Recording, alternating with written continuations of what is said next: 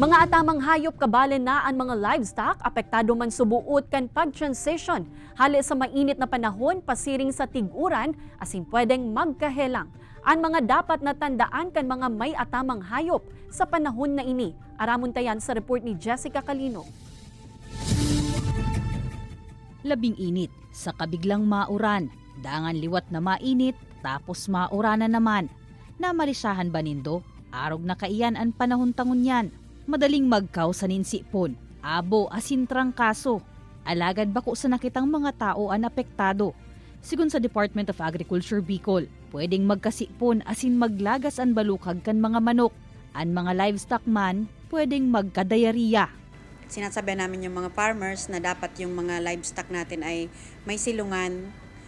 Pag ganyan na tag-ulan na, dapat meron silang sisilungan, and yung pagpapabaguhin na yung oras nung pagpapasabsab, yung paglabas sa mga field, hindi advisable na magpakain ng damo, sariwang damo na early morning kasi basa pa yung mga damo. At saka yung mga bagong tubo na damo, hindi rin advisable na ipakain. Ang rekomendasyon kan ahensya, ngunya na tiguran, paalango na muna ang duot antes ipakakan sa mga livestock. Asin obserbara na muna ang cut and carry.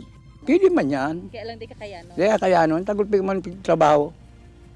Agka nang masakdo ka, mapainom, at kaso kang maisan. Kaya di man aarabuton. Si Tatay Nestor, pigpapasabsab ang 10 pigaatama na baka pagmasaldang na. Mga alas 8, alas 9 aga, asin pigdilikay sa mga bagong tubo na duot.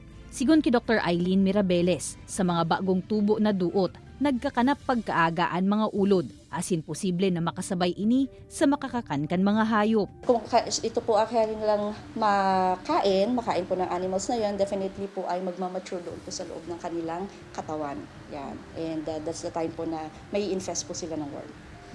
Na pwede pong mag-cause yan later on ng kanilang diarrhea. Kaya tsagaan na mo na daan cut and carry.